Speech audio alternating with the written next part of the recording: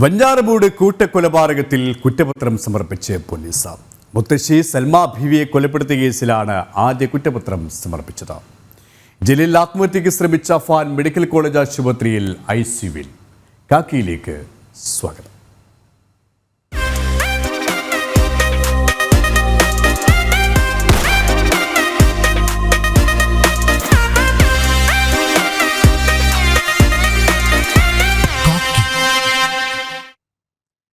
നാടിനെ നടുക്കിയ വെഞ്ഞാറമൂട് കൂട്ടക്കൊലപാതക കേസിലെ പ്രതി അഫാൻ ജയിലിൽ ആത്മഹത്യയ്ക്ക് ശ്രമിച്ചു. പൂജപ്പുര സെൻട്രൽ ജയിലിൽ UT ബ്ലോക്കിലെ ശുചിമുറിയിലാണ് കഴുത്തിൽ കുരുക്കിട്ട് അഫാൻ ആത്മഹത്യയ്ക്ക് ശ്രമിച്ചത്. തലച്ചോറിലേക്കുള്ള ഓക്സിജൻ പ്രവാഹം കുറഞ്ഞതോടെ അഫാനെ മെഡിക്കൽ കോളേജ് ആശുപത്രിയിൽ ICUവിലേക്ക് മാറ്റി.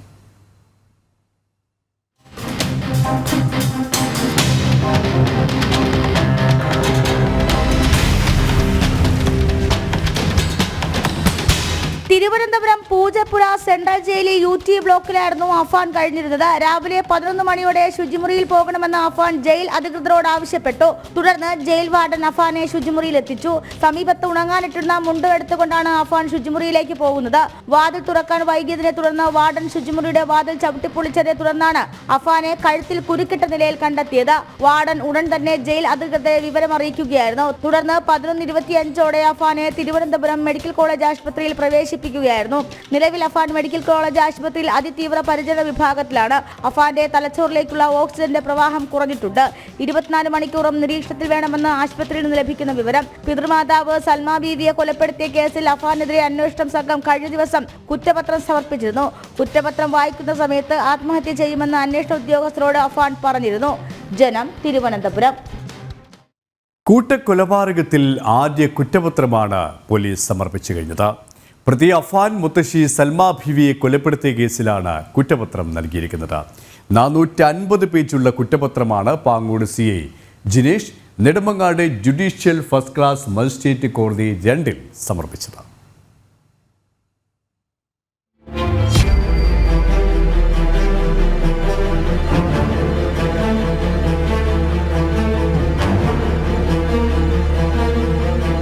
അറസ്റ്റ് രേഖപ്പെടുത്തി 89-ാം ദിവസമാണ് ആദ്യ കുറ്റപത്രം സമർപ്പിക്കുന്നത്. 120 സാക്ഷികളും 40 തൊണ്ടിമുതലുകളും കുറ്റപത്രത്തിൽ ഉൾപ്പെടുത്തിയിട്ടുണ്ട്. സാമ്പത്തിക ബാധ്യതകൾക്ക് പിന്നാലെ സൽമാ ബീവിയോട് അഫാന് വൈരാഗ്യമുണ്ടായിരുന്നുവെന്ന് കുറ്റപത്രത്തിൽ പറയുന്നു. കൊലപാതകത്തിന് കാരണമായത് കടവും അഫാനോട് കടക്കാർ പണം തിരികെ ചോദിച്ചതിനുള്ള ദേഷ്യവുമായിരുന്നു. ആകെ 48 ലക്ഷം രൂപയോളമാണ് അഫാനും കുടുംബത്തിനും കടമുണ്ടായിരുന്നത്. ബന്ധുക്കളടക്കം 15 പേരിൽ നിന്നായി 16 ലക്ഷം രൂപയാണ് കടം വാങ്ങിയിരുന്നത്. കൂടാതെ 17 ലക്ഷം രൂപയുടെ ഹൗസിംഗ് ലോൺ, 3 ലക്ഷം രൂപയുടെ പേഴ്സണൽ ലോൺ, 1.5 ലക്ഷം രൂപയുടെ ബൈക്ക് ലോൺ, 10 ലക്ഷം രൂപയുടെ പണയം എന്നിങ്ങനെയായിരുന്നു കടം. കടം വീട്ടാൻ സഹായിക്കാതിരുന്നതും അമ്മയെയും തന്നെയും കുറ്റപ്പെടുത്തിയതും പരിഹസിച്ചതുമാണ് പിതൃമാതാവായ സൽമാ ബീവിയെ കൊലപ്പെടുത്താനുണ്ടായ കാരണം. സൽമാ ബീവിയെ കൊലപ്പെടുത്തിയ അതേ വൈരാഗ്യത്താൽ വല്യുമ്മാനെയും വല്യുപ്പാനെയും കൊലപ്പെടുത്തി. കാമുകി ഫർസാനയെ കൊന്നത് താൻ മരിച്ചാൽ ഫർസാന ഒറ്റപ്പെടുമെന്ന സ്നേഹം കൊണ്ടല്ല, പണയം വെച്ച 4.5 പവൻ സ്വർണം തിരികെ വേണമെന്നാവശ്യപ്പെട്ടതിലെ ദേഷ്യമാണ് കാരണം. കൂട്ട ആത്മഹത്യയുടെ ഭാഗമായാണ് സഹോദരനെ കൊന്നതും അമ്മയെ ആക്രമിച്ചതുമെന്ന് പോലീസ് ഉറപ്പിക്കുന്നു. ഈ കേസുകളിൽ വെഞ്ഞാറമൂട് പോലീസ് ഉടൻ കുറ്റപത്രം നൽകും. ജനം, തിരുവനന്തപുരം. എറണാകുളം തിരുവാങ്കുളത്ത് 3 വയസ്സുകാരിയെ പീഡിപ്പിച്ച കേസിലെ പ്രതിയെ ചോദ്യം ചെയ്യൽ തുടരുകയാണ്. പ്രതിയെ പ്രത്യേക അന്വേഷണ സംഘം ആലുവയിൽ എത്തിച്ചാണ് ചോദ്യം ചെയ്തത്. പ്രതിയുമായുള്ള തെളിവെടുപ്പ് ഇന്നും നടന്നില്ല. പ്രതിയുടെ പിതാവ് മരിച്ചതിനാലാണ് തെളിവെടുപ്പ് നടത്താതിരുന്നത്.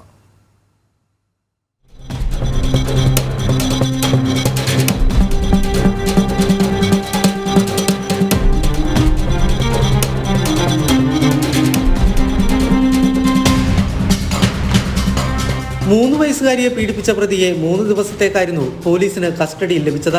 ഇന്നലെ കസ്റ്റഡിയിൽ ലഭിച്ചെങ്കിലും പ്രതിയുടെ പിതാവ് മരിച്ചതിനാൽ തെളിവെടുപ്പ് നടന്നില്ല. ജനങ്ങൾ പ്രതിഷേധിക്കാൻ സാധ്യതയുള്ളതിനാൽ മൃതദേഹം കാണിക്കുന്നതും പോലീസ് ഒഴിവാക്കിയിരുന്നു. കുട്ടിയുടെ വീട്ടിലടക്കം എത്തിച്ചാണ് തെളിവെടുപ്പ് പൂർത്തിയാക്കേണ്ടത്. ചോദ്യം ചെയ്യൽ പൂർത്തിയായതിനു ശേഷം തെളിവെടുപ്പ് നടത്താനാണ് നീക്കം. കസ്റ്റഡി കാലാവധി അവസാനിച്ചാൽ വീണ്ടും കസ്റ്റഡി അപേക്ഷ നൽകും. കുട്ടിയെ ഇയാൾ 1.5 വർഷത്തോളം പീഡനത്തിന് ഇരയാക്കിയതായി നേരത്തെ പോലീസിനോട് സമ്മതിച്ചിരുന്നു. ഇപ്പോൾ ചോദ്യം ചെയ്യലിനോട് പ്രതി സഹകരിക്കുന്നില്ലെന്നാണ് പോലീസ് പറയുന്നത്. അതേസമയം കുട്ടിയുടെ അമ്മയുമായുള്ള തെളിവെടുപ്പും പൂർത്തിയാക്കാൻ സാധിച്ചിട്ടില്ല. കുട്ടിയെ പുഴയിലെറിഞ്ഞു കൊലപ്പെടുത്തിയ കേസിലാണ് അമ്മയ്ക്കെതിരെ അന്വേഷണം നടക്കുന്നത്. കുട്ടിയുടെ കൊലപാതകവുമായി ബന്ധപ്പെട്ട അന്വേഷണത്തിലാണ് പീഡന വിവരവും പുറത്തു വന്നത്. കുട്ടിയുടെ അടുത്ത ബന്ധുവാണ് പ്രതി.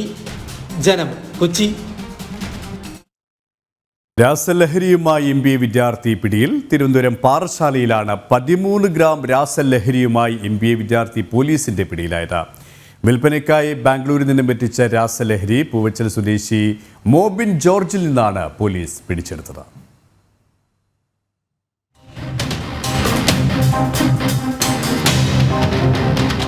ഇന്ന് രാവിലെ ബാംഗ്ലൂരിൽ നിന്നും തിരുവനന്തപുരം ഭാഗത്തേക്ക് വരികയായിരുന്ന സ്വകാര്യ ബസ്സിലെ യാത്രികനും MBA വിദ്യാർത്ഥിയുമായ പൂവച്ചൽ സ്വദേശി ജോബിൻ ജോർജാണ് പാറശാല പോലീസിന്റെ പിടിയിലായത്. ഇയാളുടെ പക്കൽ നിന്നും 13 ഗ്രാം രാസലഹരി പോലീസ് പിടിച്ചെടുത്തു. ബാഗിൽ സൂക്ഷിച്ച നിലയിലായിരുന്നു രാസലഹരി കണ്ടെത്തിയത്. കുട്ടികൾ, സ്കൂൾ കോളേജ് കുട്ടികൾക്കായിട്ട് വിപണനം നടത്തുന്നതിലേക്കായി കൊണ്ടുവന്ന ഈ 13 ഗ്രാം MDMA സീസ് ചെയ്തിട്ടുണ്ട്. ഇയാളുടെ ഇതിന് സോഴ്സും അന്വേഷിക്കുന്നതിനും അതേപോലെ മറ്റ് ആൾക്കാർ ആരൊക്കെയാണ് ഇതിനകത്ത് ഉൾപ്പെട്ടിട്ടുള്ളതെന്നൊക്കെ അന്വേഷിച്ച് വരികയാണ്. ബോർഡർ ചെക്കിങ് വളരെ കാര്യമായിട്ടുണ്ട്. കൂടാതെ എക്സൈസുമായി ചേർന്ന് കമ്പൈൻഡായിട്ട് ട്രെയിൻ പരിശോധന, അവിടുന്ന് വരുന്ന അന്തർ സംസ്ഥാന ടൂറിസ്റ്റ് ബസ്സുകൾ പരിശോധിക്കൽ, അതുകൂടാതെ എല്ലാ ബോർഡറുകളും സീൽ ചെയ്ത് തമിഴ്നാട് പോലീസുമായി സംയുക്തമായിട്ടും വാഹന പരിശോധന നടത്തിയിരുന്നു. പിടിയിലായ പ്രതി ബാംഗ്ലൂരിൽ നിന്നും ഹോൾസെയിലായി ലഹരി എത്തിച്ച് സ്കൂൾ കോളേജ് വിദ്യാർത്ഥികൾക്കുൾപ്പെടെ വിതരണം ചെയ്യുന്ന സംഘത്തിന്റെ പ്രധാന കണ്ണിയാണെന്നാണ് പോലീസ് വ്യക്തമാക്കുന്നത്. രാസലഹരിയുമായി MBA വിദ്യാർത്ഥി ബാംഗ്ലൂരിൽ നിന്നും കേരളത്തിലേക്ക് കടക്കുന്നതിനിടെ ഡാൻസ് ഓഫ് സംഘം നടത്തിയ പരിശോധനയിലാണ് പ്രതി കുടുങ്ങിയത്. പ്രതിയെ ഇന്ന് പോലീസ് നെയ്യാറ്റിൻകര കോടതിയിൽ ഹാജരാക്കി. ജനം, തിരുവനന്തപുരം. സാമ്പത്തിക തട്ടിപ്പ് കേസിൽ ഫാം ഫെഡ് മേധാവികൾ അറസ്റ്റിലായി. തിരുവനന്തപുരം മ്യൂസിയം പോലീസാണ് രാജേഷ് പിള്ള, അഖിൽ ഫ്രാൻസിസ് എന്നിവരെ അറസ്റ്റ് ചെയ്തത്. വിവിധ ആളുകളിൽ നിന്നായി ഇവർ കോടിക്കണക്കിന് രൂപ തട്ടിയെടുത്തുവെന്നാണ് കേസ്.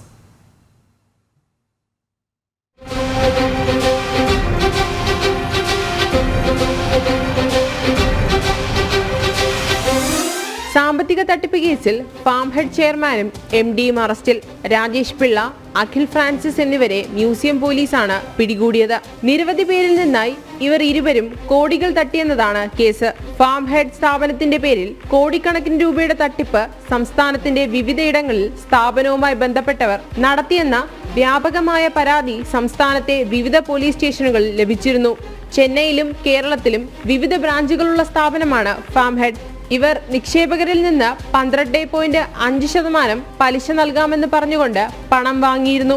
ഏകദേശം 400 കോടിയോളം രൂപയുടെ നിക്ഷേപം ഈ രീതിയിൽ സ്വീകരിച്ചിട്ടുണ്ട്. പണം തിരികെ നൽകാതെ ഇവർ നിക്ഷേപകരെ കബളിപ്പിക്കുകയായിരുന്നു. ജനം, തിരുവനന്തപുരം. ED ഉദ്യോഗസ്ഥനെതിരായ കൈക്കൂലി കേസിൽ ഫോൺ കോൾ റെക്കോർഡുകളിലും തെളിവ് കണ്ടെത്താനാകാതെ വിജിലൻസ് സംഘം. ED അസിസ്റ്റന്റ് ഡയറക്ടർ ശേഖർ കുമാറിനെ കേസിൽ നേരിട്ട് ബന്ധിപ്പിക്കുന്ന ഡിജിറ്റൽ തെളിവുകളുമില്ല. കേസിൽ അറസ്റ്റിലായ രഞ്ജിത്ത് വാരിൽ നിന്നും പിടിച്ചെടുത്ത ഡയറിയിലെ കയ്യക്ഷരം ഉറപ്പിക്കാൻ കയ്യക്ഷര പരിശോധനാ ഫലത്തിനു കൂടി കാത്തിരിക്കുകയാണ് വിജിലൻസ്.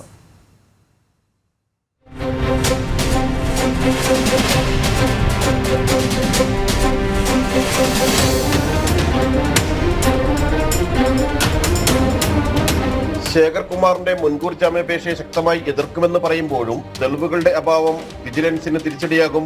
ഡിജിറ്റൽ ഉപകരണങ്ങളുടെ പരിശോധന കൂടി പൂർത്തിയാകുന്നതോടെ ED അസിസ്റ്റന്റ് ഡയറക്ടർ ശേഖർ കുമാറിനെതിരെ തെളിവ് കണ്ടെത്താനാകുമെന്നായിരുന്നു വിജിലൻസിന്റെ പ്രതീക്ഷ. എന്നാൽ ഇതുവരെ ലഭിച്ച ഡീറ്റെയിൽ തെളിവുകളിൽ ED ഉദ്യോഗസ്ഥന്റെ അറസ്റ്റിലേക്ക് കടക്കാനുള്ള തെളിവുകളില്ല. ചില ശബ്ദ സംഭാഷണങ്ങൾ പുറത്തു വന്നിട്ടുണ്ടെങ്കിലും ഇതിലും ശേഖർ കുമാർ സംസാരിക്കുന്നില്ല. ഇടനിലക്കാരനായ വിൽസനും പരാതിക്കാരനായ വ്യവസായി അനീഷ് ബാബുവുമായുള്ള സംഭാഷണത്തിലും ED ഉദ്യോഗസ്ഥന്റെ പേര് പറഞ്ഞ് പണം തട്ടാനുള്ള ശ്രമമാണ് നടത്തിയതെന്ന സംശയം ബലപ്പെടുത്തിയുള്ളതാണ്. തെളിവുകൾ ശേഖരിച്ചു വരികയാണെന്ന് ആവർത്തിക്കുമ്പോഴും മൊഴികൾക്കപ്പുറം ശേഖർ കുമാറിലേക്ക് എത്താൻ കഴിയാതായതോടെയായിരുന്നു വിജിലൻസ് അന്വേഷണം വഴിമുട്ടിയത്. സൈബർ ഫോറൻസിക് പരിശോധനയ്ക്ക് ശേഷം ഓരോ ഡീറ്റെയിൽ ഡിവൈസും ലഭിക്കുമ്പോഴും തെളിവ് ലഭിക്കുമെന്ന പ്രതീക്ഷയിലാണ് വിജിലൻസ്. ജനം, കൊച്ചി. നിർമ്മാണം മന്ദഗതിയിലായത് കാരണം സാമൂഹ്യ വിരുദ്ധരുടെ കേന്ദ്രമായി മാറിക്കഴിഞ്ഞു കൊല്ലത്തെ കുമാരനാശാൻ സ്മാരക പുനർജനി പാർക്കും ഓപ്പൺ എയർ ഓഡിറ്റോറിയവും. വർഷങ്ങളായി നഗരമധ്യത്തിൽ തുടങ്ങിയ പദ്ധതി എവിടെയും എത്താത്തതിൽ പ്രതിഷേധം ശക്തമായി കഴിഞ്ഞു. കൊല്ലം മേയറുടെ സ്വന്തം വാർഡിലാണ് നിർമ്മാണ പ്രവർത്തനങ്ങൾ വൈകുന്ന ഈ പദ്ധതിയുള്ളത്.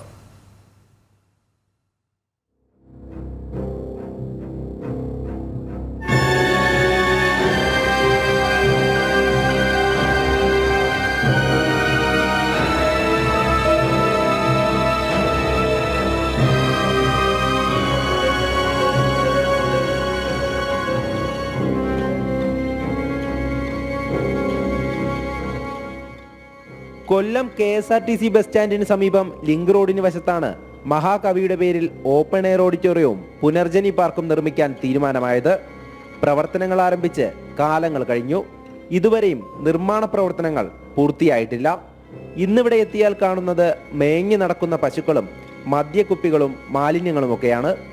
കൊല്ലം ബയോ സർക്യൂട്ടുമായി ബന്ധപ്പെട്ട നിർമ്മാണ പ്രവർത്തനങ്ങളാണ് പുനർജനി പദ്ധതിയുമായി ബന്ധപ്പെടുത്തുന്നത്. മാലിന്യം കാരണം ദുർഗന്ധം വമിക്കുന്ന മണിച്ചിത്തോടിന് സമീപത്താണ് ഈ പദ്ധതി.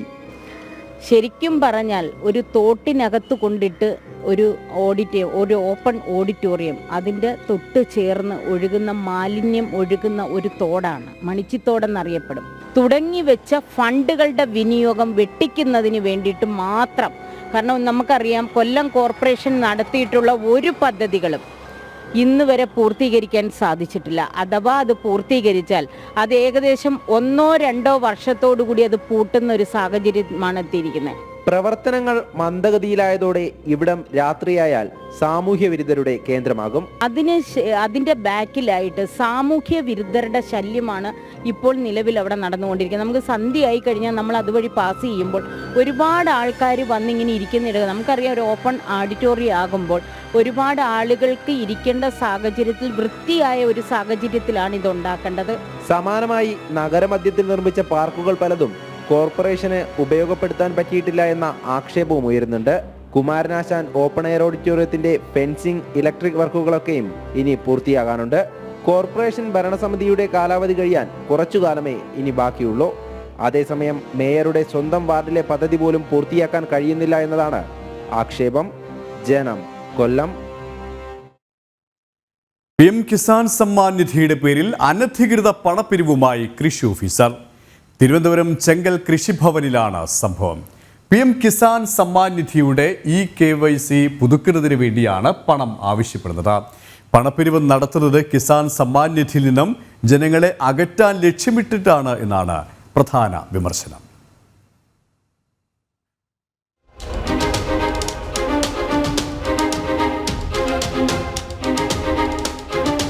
തിരുവനന്തപുരം ചെങ്കൽ കൃഷി ഓഫീസിലാണ് PM കിസാൻ സമ്മാൻ നിധിയുടെ KYC പുതുക്കാനെത്തിയ കർഷകരോട് ഉദ്യോഗസ്ഥർ പണം ആവശ്യപ്പെട്ടത്.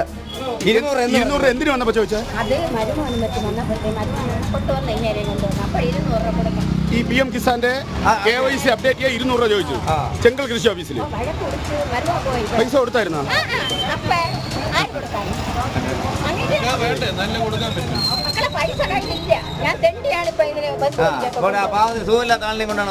KYC ചെയ്യുന്നവർ 200 രൂപ നൽകി 4 തെങ്ങിൻ തൈ നിർബന്ധമായി വാങ്ങണമെന്നാണ് കൃഷി ഓഫീസിലെ ഉദ്യോഗസ്ഥരുടെ തിട്ടൂരം.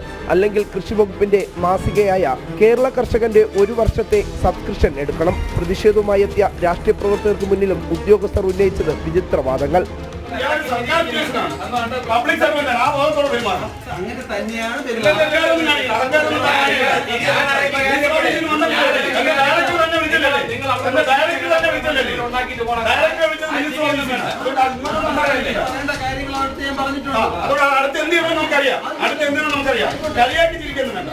കിസാൻ സമ്മാൻ നിധിയുടെ നടപടിക്രമങ്ങൾക്ക് പ്രത്യേക ഫീസ് ഈടാക്കാൻ വ്യവസ്ഥയില്ലെന്നിരിക്കെയാണ് സംസ്ഥാനത്ത് ഈ പിടിച്ചുപറി. കേന്ദ്ര സർക്കാർ സൗജന്യമായി നടപ്പിലാക്കുന്ന പദ്ധതിയിൽ നിന്ന് ജനങ്ങളെ അകറ്റാനുള്ള നീക്കമാണ് ഉദ്യോഗസ്ഥർ നടത്തുന്നതെന്നാണ് ആക്ഷേപം.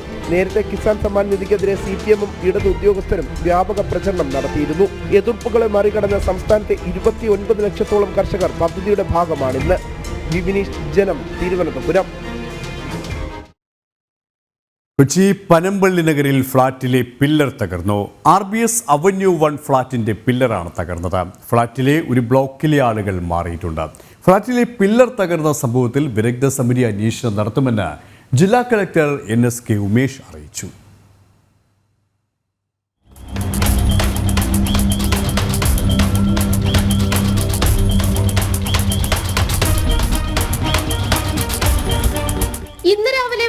ശബ്ദത്തോടെയാണ് RDS അവന്യൂ 1 എന്ന ഫ്ളാറ്റ് സമുച്ചയത്തിന്റെ A ബ്ലോക്കിലെ ഒരു പില്ലർ തകർന്നത്. 16 വർഷത്തോളം മാത്രം പഴക്കമുള്ള ഫ്ളാറ്റ് സമുച്ചയത്തിലെ A ബ്ലോക്കിലെ കുടുംബങ്ങളെ സുരക്ഷ കണക്കിലെടുത്ത് ഒഴിപ്പിച്ചു. പില്ലർ 1 ഭാരം കേന്ദ്രീകരിച്ചതാകാം തകരാൻ കാരണമെന്നാണ് എഞ്ചിനീയറിംഗ് വിദഗ്ധർ പറയുന്നത്. തകർന്ന പില്ലറിന് നേരത്തെ കേടുപാടുകളുണ്ടെന്ന് സ്ട്രക്ചറൽ എഞ്ചിനീയറിംഗ് വിദഗ്ധൻ അനിൽ ജോസഫ് പറഞ്ഞു. ആ പില്ലറിലേക്ക് സ്ട്രെസ് കൂടി. പക്ഷെ ഭാഗ്യത്തിന് ചുറ്റും 5 പില്ലറുള്ളതുകൊണ്ട് അവിടെ ഒരു പ്രൊട്ടക്റ്റീവ് ബൈപ്പാസിംഗ് ടെമ്പററി നടന്നിട്ടുണ്ട്. എത്രയും പെട്ടെന്ന് അതിപ്പോൾ ഈ ഒരെണ്ണം ഈൽഡ് ആയാലും ബാക്കിയുള്ളവരെല്ലാം കൂടെ ചേർന്ന് പിടിച്ചു നിർത്തിയേക്കുക. പക്ഷേ അതിൻ്റെയും ഫാക്ടർ ഓഫ് സേഫ്റ്റി എത്രയുണ്ടെന്ന് നമുക്കറിയില്ല. അപ്പോൾ എത്രയും പെട്ടെന്ന് അതുകൊണ്ടാണ് അവിടെ ഇവാക്യുവേറ്റ് ചെയ്യാൻ പറഞ്ഞത്. ബാക്കി പ്രൊട്ടക്ഷൻ മെഷേഴ്സിന് ഗൈഡൻസ് കൊടുത്തിട്ടുണ്ട്. അവർ within 1 or 2 days they will complete it എന്നാണ് പറഞ്ഞത്. അത് കഴിഞ്ഞിട്ട് നമ്മൾ ഫർദർ പഠിച്ചാലേ എന്താണ് ബാക്കിയുള്ളതിൻ്റെ സ്ട്രെങ്ത് അത് നമുക്ക് കണ്ടുപിടിക്കാൻ പറ്റും. നിലവിൽ ആശങ്കപ്പെടേണ്ട സാഹചര്യമില്ലെന്ന് സ്ഥലം MP കൂടിയായ ഹൈബി ഈഡനും പറഞ്ഞു. കൂടുതൽ എക്സ്പേർട്സ് ഇത് സംബന്ധിച്ച് ഇവിടെ പരിശോധന നടത്തും. ബഹുമാനപ്പെട്ട ജില്ലാ കളക്ടർ ശ്രീ NSK ഉമേഷിനെ വിവരം അറിയിച്ചിട്ടുണ്ട്. അദ്ദേഹവും അദ്ദേഹത്തിൻ്റെ ഡിസാസ്റ്റർ മാനേജ്മെൻറ്റ് ടീമും ഉചിതമായ ഒരു തീരുമാനം ഈ വിഷയത്തിൽ ആളുകളുടെ സേഫ്റ്റി ആസ്പെക്റ്റ് മുൻനിർത്തി എടുക്കുമെന്നാണ് ഞങ്ങൾ വിശ്വസിക്കുന്നത്. നിലവിൽ ആശങ്കപ്പെടേണ്ട യാതൊരു കാര്യവും ഇവിടെ ഇല്ല. അങ്ങനെ ഒരു ആശങ്കയുണ്ടായി ജനങ്ങളുടെ ഇടയിൽ ഭീതി പരത്തേണ്ട ഒരു സാഹചര്യവും ഇപ്പോൾ ഇവിടെ നിലവിലില്ല. ഫ്ളാറ്റ് സമുച്ചയത്തിൽ നിലവിൽ നടക്കുന്ന അറ്റകുറ്റപ്പണികൾക്ക് അനുമതി ഉണ്ടോ എന്ന കാര്യം നഗരസഭ പരിശോധിക്കും. വിഷയം വിദഗ്ധ സമിതി അന്വേഷിക്കുമെന്ന് ജില്ലാ കളക്ടർ NSK ഉമേഷും അറിയിച്ചു. ജനം, കൊച്ചി. വീണ്ടും കടമെടുക്കാനൊരുങ്ങി സംസ്ഥാന സർക്കാർ. ഈ മാസം സർക്കാർ സർവീസിൽ നിന്നും വിരമിക്കുന്ന 10,000-ഓളം പേർക്ക് ആനുകൂല്യം നൽകാൻ ഈ മാസവും അടുത്ത മാസവുമായി വേണ്ടിവരുന്നത് 3,000 കോടിയോളം രൂപയാണ്. ഇതിനായി പൊതുവിപണിയിൽ കടപ്പത്രമിറക്കി 2,000 കോടി രൂപ കടമെടുക്കാനാണ് സർക്കാരിന്റെ നീക്കം.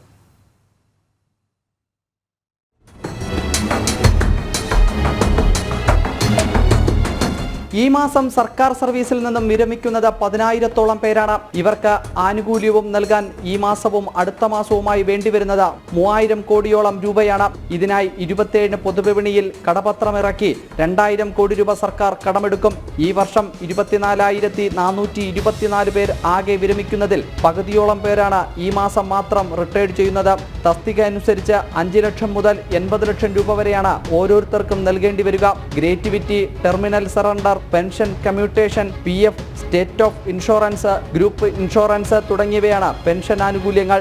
ഇത് പതിവ് പോലെ വിതരണം ചെയ്യുമെന്ന് ധനവകുപ്പ് വൃത്തങ്ങൾ പറയുന്നുണ്ട്. ജനം, തിരുവനന്തപുരം. പാലക്കാട് നഗരത്തിൽ അജ്ഞാത മൃതദേഹം കണ്ടെത്തി. കോട്ടമൈതാനത്തിൽ നിർമ്മാണം നടക്കുന്ന ഷെഡിനകത്താണ് മൃതദേഹം. 60 വയസ്സ് പ്രായം തോന്നിക്കുന്ന പുരുഷന്റെ മൃതദേഹമാണ് കണ്ടെത്തിയത്. പുലർച്ചെ നാട്ടുകാരാണ് മൃതദേഹം കണ്ടത്. സൗത്ത് പോലീസ് സ്ഥലത്തെത്തി നടപടികൾ സ്വീകരിച്ചു. മൃതദേഹം പാലക്കാട് ജനറൽ ആശുപത്രിയിലേക്ക് മാറ്റി. കാക്കി ഇവിടെ പൂർണ്ണമാവുകയാണ്. നമസ്തേ.